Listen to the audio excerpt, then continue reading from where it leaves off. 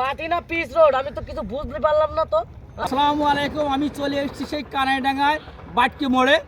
যে বাটকি মোড়ে দেখেন আপনি বিহাল দশা, যে আপনারা দেখতে পাচ্ছেন মাটি, এই মাটি কিন্তু পাশে রেখেছে, সেই মাটি কিন্তু রাস্তার উপরে, পিচের রোডের উপরে।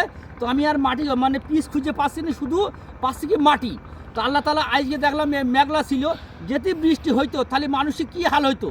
প্রত্যেকটা মানুষ কিন্তু মোটরসাইকেল, ইজি বাইক আপনারা যাই বলেন কিন্তু অ্যাক্সিডেন্ট করতো, আর অ্যাক্সিডেন্ট করলে একটা পরিবার কিন্তু ধ্বংস হয়ে যেত, বাপমার কোল খালি হতো।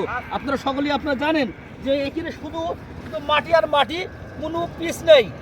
সরকার যে কোটি কোটি টাকা খরচ করে যে পিচ রোড করলো, যে পিচ রোডে কোনো অবস্থায় আমি দেখছি না পিচ রোড আছে, শুধু মাটি। এইভাবে চলতে থাকলে পারে তাহলে পারে কিন্তু আমাদের বিশাল একটা ক্ষতি হয়ে যাবে। সকলে এই ভিডিওটা যারা যারা দেখবেন অবশ্যই লাইক শেয়ার কমেন্ট করবেন।